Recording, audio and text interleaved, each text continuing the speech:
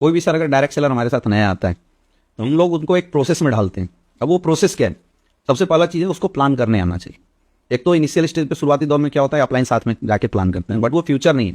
Future बनाना है तो जितना जल्दी हो सके आप उस संस्था के प्लान को सीख जाइए। आपके पास प्रोडक्ट की पूरी नॉलेज होनी चाहिए। 2, प्लान की डिलीवरी सिस्टम जो आपके अंदर है वो पूरा परफेक्ट होना चाहिए। ठीक है। तीसरी चीज, जल्दी जल्दी आप ट्रेनिंग सिस्टम के साथ अटैच होइए, क्योंकि ट्रेनिंग सिस्टम अटैच होने के बाद बहुत सारी नॉलेज धीरे धीरे आनी शुरू हो जाती है। प्रैक्टिकल नॉलेज, मेंटल जो एजुकेशन होती है, मेंटल ठहराव कैसे होता है, ये सारी चीजें उसके दिमाग में आनी शुरू हो जाए। 2 चीजें हैं, पहला प्लानर एक अच्छा बन जाए, दूसरा ट्रेनिंग के सिस्टम के साथ वो अटैच हो जाए, और तीसरा चीज जिसको उसने मेंटर बनाया, किसी को भी ABCD कोई भी मेंटर हो सकता है जो भी अपलाइन है, उसकी गाइडलाइन वो प्रॉपर काम करता है।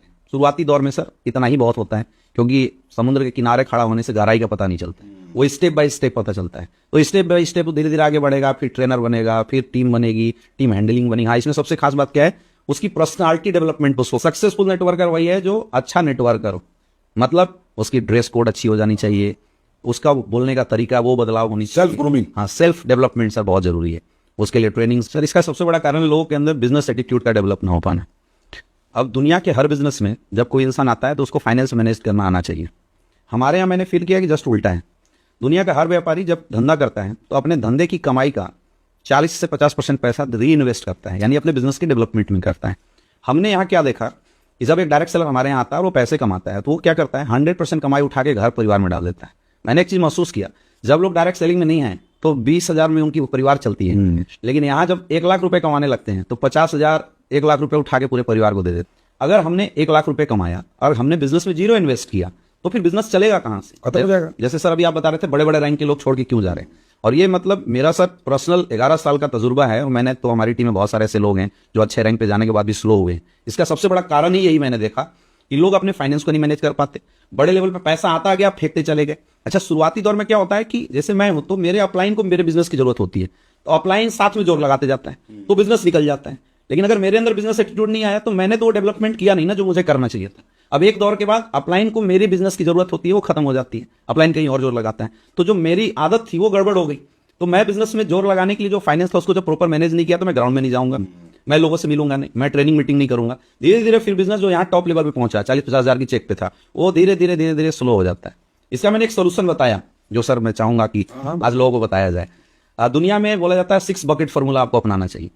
आप अगर डायरेक्ट सेलिंग में भी हैं, आप जो भी कमा रहे हैं, तो आज के बाद ये फॉर्मूला आप अपना दीजिए, आपकी डायरेक्ट सेलिंग करियर कभी खराब नहीं हो सकती। सबसे पहली चीज, आप जितना भी पैसा कमाते हैं आप 6 अकाउंट खोल लीजिए, 40% पैसा बिजनेस एक्सपेंस में डाल दीजिए। यानी 10,000 की चेक आई तो 4,000 रुपये आप उठा के अपने बिजनेस अकाउंट में डालिए, जहां से आपके टूर, ट्रेवल्स, जाना आना और बिजनेस रिलेटेड जो भी एक्सपेंस है आप उसको मैनेज कीजिए। कब तक? जब तक आप एटलीस्ट कैपिंग अचीवर नहीं हो जाते तब तक ये काम करना ही पड़ेगा, क्योंकि एक दौर आता है कि धंधा हमसे मांगता है और फिर एक दौर आता है कि धंधा कम मांगता है, पैसा ज्यादा देता है।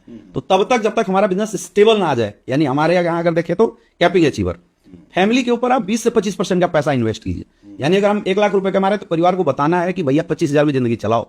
डायरेक्ट सेलर यही गलती करते हैं, परिवार को 1 लाख में जिंदगी चलाओ वाली आदत दे दे रहे हैं, तो उनके पास कुछ बचता नहीं, बिजनेस चलाने के लिए खत्म, बिजनेस चलाने के लिए पैसा बचा नहीं। तीसरी चीज जो डायरेक्ट सेलर को तोड़ रहा है आज के समय में, डायरेक्ट सेलर के पास कुछ भी सेविंग अपनी नहीं होती। तो मैं बोलता हूं 10% पैसा आप सेव कर लो, उससे क्या 10,000 कमा रहे 1,000 रुपए हमने सेव कर लिया, तो उससे क्या इन फ्यूचर अगर बिजनेस में कभी कोई प्रॉब्लम आई तो वो सेविंग उठा के आप बिजनेस में इन्वेस्ट कर देंगे।